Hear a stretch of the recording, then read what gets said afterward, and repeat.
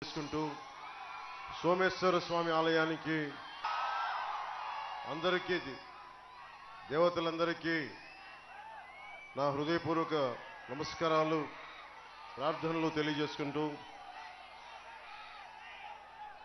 భీమవరం వదిలి పారిపోయాడని జగన్ ఈ మధ్యన అన్నాడు. ఇక్కడికి వచ్చి ఎవరు పారిపోతారో ఎవరుంటారో చూపిస్తాను నేను.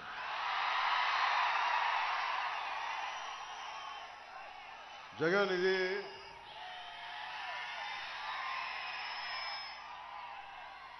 ఎల్లాప్రగడ సుబ్బారావు గారు టెట్రాసైక్లిన్ కనిపెట్టిన వ్యక్తి, భీమవరానికి చెందిన వ్యక్తి, కవి చిత్రకారుడు అడవి బాపిరాజు గారు పుట్టిన నేల ఇది. విష్ణు కాలేజీల స్థాపకులు శ్రీ బివి రాజు గారు పుట్టిన నేల ఇది. ఈరోజు డిఎన్ఆర్ కాలేజ్ గ్రౌండ్ ఇచ్చిన గన్నాబాతులు పెద్దాత గారు పుట్టిన నేల ఇది.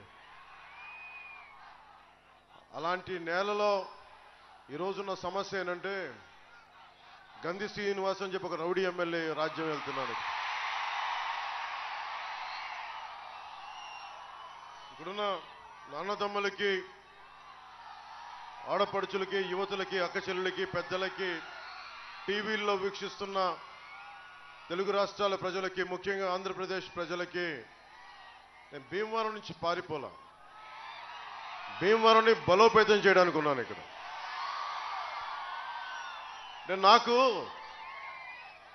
నేను యుద్ధం చేసేవాడిని. యుద్ధం చేసేవాడికి కత్తిచ్చి నువ్వు యుద్ధం చేయొద్దంటే ఎక్కడ పారిపోతాడు? గంధి శ్రీనివాస్ నన్ను ఎదురుగా పెట్టి మా పార్టీలో ఉండేవాళ్లే నాయకులు గతంలో ఆయన ఏమనకండి, మా ఇంటి బిడ్డను ఆయన కోడలుగా ఇచ్చాం, ఆయన తిట్టద్దండి, ఆయన ఈ మాట అనొద్దండి, అలా అంటే కాపులు ఓట్లు చీలిపోతాయండి, ఇలా అంటే ఆ ఓట్లు పోతాయండి, ఇలా అంటే నాకు నిజంగా నీరసం వచ్చేస్తుంది. తప్పు చేసిన వాడు మన కులమా కాదా అని నాకు అనవసరం, తప్పు చేశాడా లేదా అన్నదే లెక్క అంతే. ఎలాంటి మహానుభావుడు అంటే భీమవరం కోఆపరేటివ్ అర్బన్ బ్యాంక్ లేకుండా చేశాడు మహానుభావుడు. అంటే నాకు యుద్ధం చేయడం తెలుసు. ఇందాక నరసాపురంలో చెప్తా ఉన్నా, నేను జగన్ మాట్లాడితే ఇక్కడికి వచ్చి పారిపోయాను అంటున్నాడు. జగన్ నీకు ఒకటి చెప్తున్నా, నీలాగా నాకు రౌడీ గ్యాంగులు లేవు నా దగ్గర, బ్లేడు బ్యాచ్లు లేవు నా దగ్గర, నీకు వంత పాడే అధికారుల బృందం లేదు నా దగ్గర. నువ్వు ఊహించుకో, ఒక్కడనే దశాబ్దం పాటు కేవలం మీ అందరి అండదండలే, మీ గుండెల్లో నన్ను పెట్టుకున్న బలమే ఈరోజు జనసేన పార్టీని నిలబడేలా చేసింది. జగన్ లాగా నాకు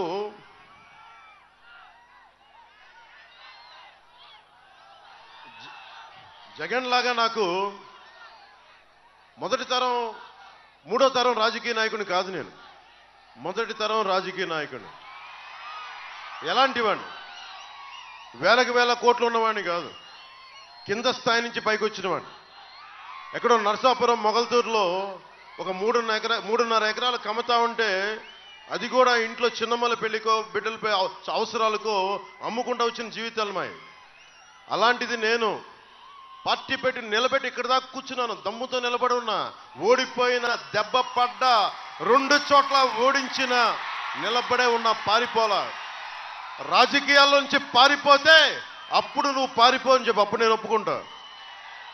కానీ ఇక్కడ కూర్చున్నాక గంధి శ్రీనివాస్ని ఏమనకూడదు, వాళ్ళని ఈ మాట అనకూడదు అంటే నాకు యుద్ధం తన మన భేదం ఉండదు. తప్పు చేశాడా లేదా?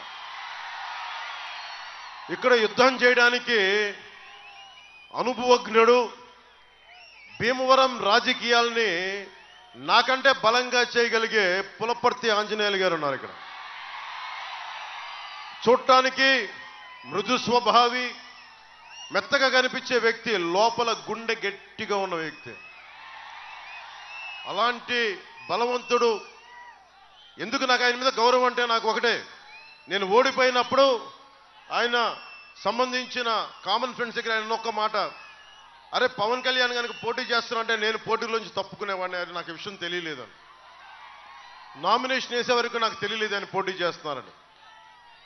మనస్ఫూర్తిగా ఆ రోజు అనుకున్నా, అరే నేను ఇంత బలమైన నాయకుల సమూహం దగ్గరికి వచ్చి ఓట్లు చీలకుండా ఉంటే బాగుండేది అనిపించింది ఆ రోజు. అది ఉండిపోయి నేను ఒకటే కోరుకున్నా, భీమవరం ప్రజలు గెలవాలి. నా దగ్గర 200 కోట్లు పెట్టే స్తోమత నా దగ్గర లేదు, ఎందుకంటే నేను బ్యాంకులు దోపిడీలు చేయలేదు. ప్రతి ఓటుకి 6,000 ఇచ్చే స్థాయి నా దగ్గర లేదు, ఓట్లు కొనే సత్తా లేదు నా దగ్గర. కానీ ఏదన్నా మాట్లాడితే నాకు ఇల్లు లేదు ఇల్లు లేదని చెప్తారు భీమవరంలో. అరే ప్రపంచాన్ని విశ్వాన్ని ఇల్లు చేసుకున్న వాడిని, మా ఊళ్ళమ్మ తల్లిని గుండెల్లో ఇల్లుగా పెట్టుకున్న వాడిని. ఈ తత్వం జగన్ లాంటి వాడికి అర్థం కాదు కదా, పొలిటికల్ పరిభాష వేరు. నేను ఒకటే అనుకున్నా, నేను స్థలం తీసుకుందాం 2 ఎకరాలు ఇవ్వండి అంటే పాపం ఎవరో ఇవ్వడానికి నా దగ్గరికి వస్తే ఒకటే మాట అన్నాడు మన శ్రీను, గంధి శ్రీను, నువ్వు పవన్ కళ్యాణ్ కనుక భీమవరంలో స్థలం ఇస్తే నేను మిమ్మల్ని 30 తిప్పలు పెట్టేస్తానంటే భయపడి సైన్ చేయబోయి నాకు పంపించింది. నాకు అమ్మలేదు స్థలం.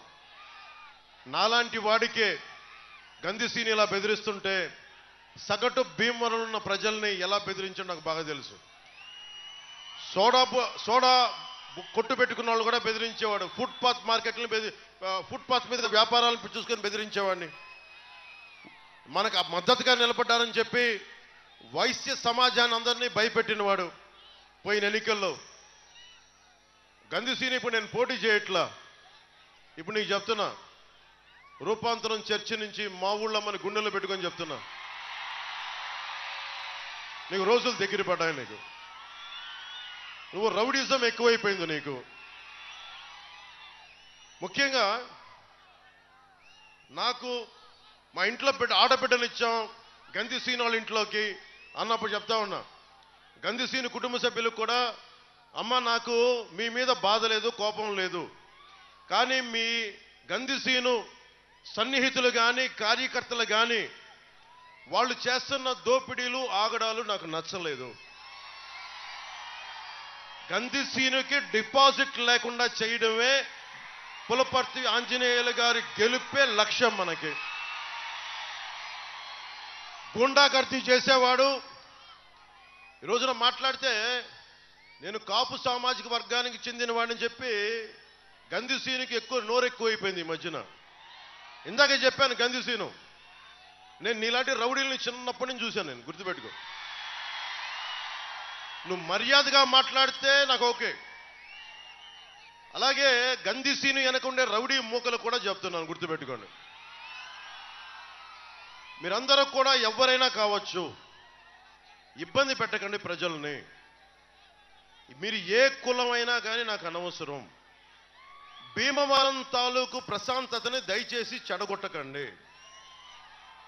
ఇది చాలా బలమైన మధ్యతరగతి అట్టడుగు వర్గాలు, బాగా డబ్బున్న వారు అందరూ కలిసిమెలిసి ఉంటున్న నియోజకవర్గం ఇది. అలాంటి నియోజకవర్గంలో గూండాగర్దీతోటి మీరు ఏదన్నా రాజ్యం మీకు చేస్తానంటే రోడ్డు మీదకి వచ్చి చొక్కా పట్టుకొని వెనక్కి బడిచి కొట్లాడటానికి నేను సిద్ధంగా ఉన్నాను. అంజిబాబు గారికి అండగా రేపు పొద్దున ఏదైనా చిన్న సమస్య వస్తే నేను చొక్కా మడిచి నేను వస్తాను రోడ్ల మీదకి. ఆ ధైర్యం మీకు ఇస్తున్నాను, ఆ మాట మీకు ఇస్తున్నాను. అలాగే గంధి శ్రీను అభిమానులు కూడా చెప్తున్నాను, నా అభిమానులు చాలా మంది గంధి శ్రీను చుట్టూ ఉన్నారు, వారికే చెప్తున్నా, మీరు సినిమాల్లో పవన్ కళ్యాణ్ హీరోగా చూస్తుండొచ్చు, నిజ జీవితంలో పవన్ కళ్యాణ్ వేరు. నిజ జీవితంలో పవన్ కళ్యాణ్ దేశం కోసం సమాజం కోసం చచ్చిపోయే వ్యక్తి.